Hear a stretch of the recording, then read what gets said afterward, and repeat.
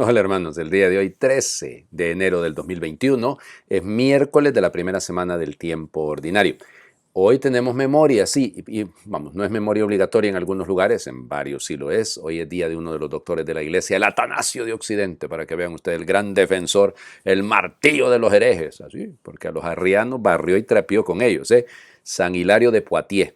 Fíjense, él nace, vamos, se supone que alrededor del año 315 en Poitiers. Fue muy bien formado, su familia era pagana y fue educado en el paganismo, en la retórica, en la oratoria, estudió en Grecia, estudió en Roma, es decir, vamos, estudió en muchísimos lugares que en los que en la época, vamos, eran sumamente importantes, ¿no?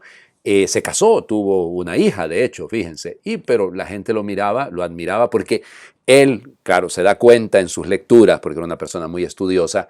Hombre, estos dioses, ¿para dónde van? No sirven. Cuando lee la Biblia, sobre todo el Evangelio de San Juan, aunque él dice que el Evangelio que él llevaba como, digamos, como vademecum, o sea, el Evangelio que tenía ahí a la par todos los días, era el de Mateo. Pero en fin, leyendo los Evangelios, entonces cae en cuenta que el verdadero Dios es Jesucristo.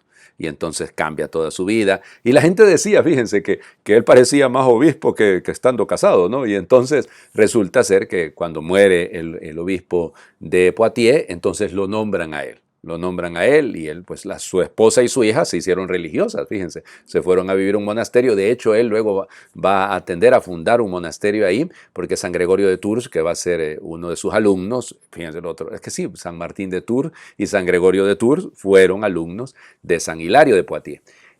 Fue expulsado, una cosa simpaticísima, lo enviaron fuera de Occidente defendiendo la fe católica, el concilio de Nicea, que Jesucristo es verdadero Dios y verdadero hombre. Entonces lo expulsan hacia el oriente, hacia Frigia. Allá estuvo durante 6 años y resulta ser que lo regresaron de nuevo a Francia porque no lo aguantaban en el otro lado. Lo mandaron de Occidente a Oriente porque estaba defendiendo al cristianismo, y de Oriente lo regresan a Occidente porque estaba defendiendo el cristianismo. Era un genio. Eso es que, mire, de sus escritos, el más importante es el Tratado del De Trinitate, o sea, el Tratado sobre la Santísima Trinidad. Prácticamente creo que, vamos, no hay nada que añadirle a ese tratado. Cuando yo estudié el tratado de Uno et Trino, me acuerdo que se volvía mucho sobre eso porque él es uno de los escritores mejores. En este caso, muere un 13 de enero del año 367, o sea que era joven, tenía apenas unos 52 años más o menos, y pues fue declarado doctor de la Iglesia en 1851, 1852 dicen otros, por el Beato Pío IX. En fin. Vamos, hay que defender la fe a como de lugar. Aquí no es negociable el asunto, no creemos en lo que creemos. Jesucristo es verdadero Dios y verdadero hombre. Y la carta a los hebreos que leemos ahora, fíjense, pues de ahí parte también lo que escribe San Hilario. Capítulo 2, versículos del 14 al 18. Hermanos, todos los hijos de una familia tienen la misma sangre.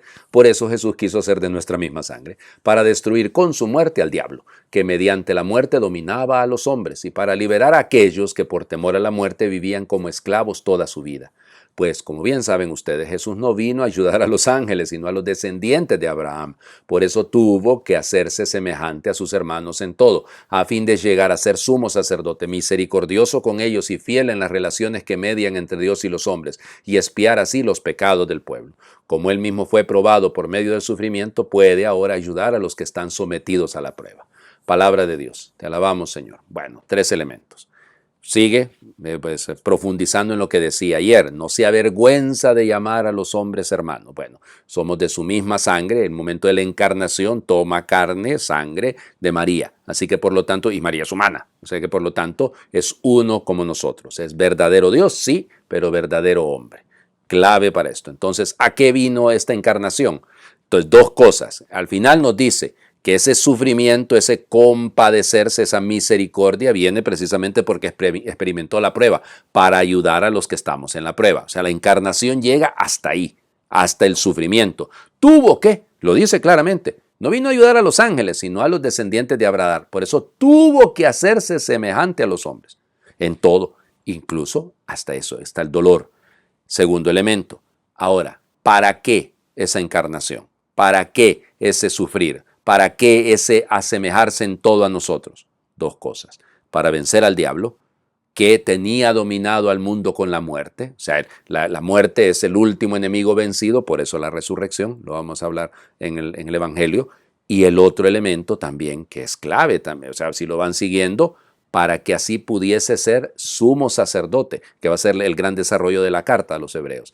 El pontífice, el puente entre los hombres y Dios. Ese es el sacerdote, ¿no? La función sacerdotal es esa, es ofrecer a Dios a nombre de los hermanos y de Dios pedir para los hermanos. Eso es el pontífice, el sumo pontífice, el Santo Padre, precisamente por eso, porque Él es el puente de toda la iglesia, el puente sucesor del que debería de ser el verdadero puente, ¿no? Entonces, por eso el sentido. Miren qué lindo lo que está diciendo. Es profundo esto que dice la carta a los hebreos, pero precioso, ¿no? Es de nuestra misma carne, de nuestra misma sangre, con el sufrimiento, con su padecimiento, se asemeja a nosotros para poder comprendernos. Y luego, lo que les señalo, es esta encarnación que para vencer al demonio, para vencer la muerte, ya dominada por el demonio en este caso, y luego también para ser puente, para ser pontífice. El Evangelio, seguimos con Marcos, ya lo saben, ¿no? Marcos capítulo 1, versículos del 29 al 39. En aquel tiempo, al salir Jesús de la sinagoga, fue con Santiago y Juan a la casa de Simón y Andrés. La suegra de Simón estaba en cama con fiebre y enseguida le avisaron a Jesús. Él se le acercó y tomándola de la mano la levantó. En ese momento se le quitó la fiebre y se puso a servirles. Al atardecer, cuando el sol se ponía, les llevaron a todos los enfermos y poseídos del demonio, y todo el pueblo se apiñó junto a la puerta. Curó a muchos enfermos de diversos males y expulsó a muchos demonios, pero no dejó que los demonios hablaran, porque sabían quién era él.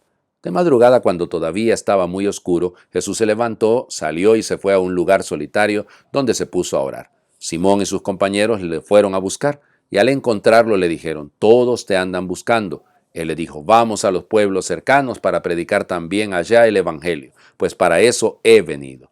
Y recorrió toda Galilea predicando en las sinagogas y expulsando a los demonios.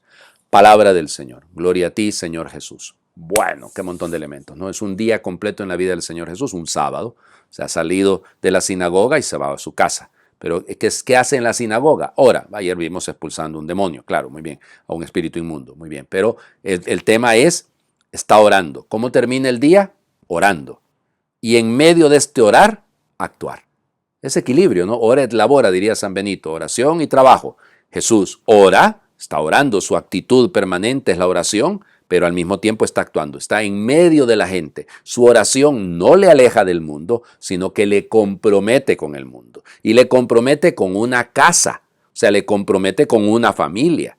Y por eso se acerca, fíjense, enseguida le comunicaron, es el mismo adverbio que se ha utilizado para decir, apenas lo escuchamos anteayer, que dejándolo todo, inmediatamente, enseguida siguieron al Señor. O sea, aquí se ocupa, Marcos quiere subrayar que las cosas son enseguida, no son para mañana sin falta o para el día del juicio final por la tarde. No, o sea, es actuar ya.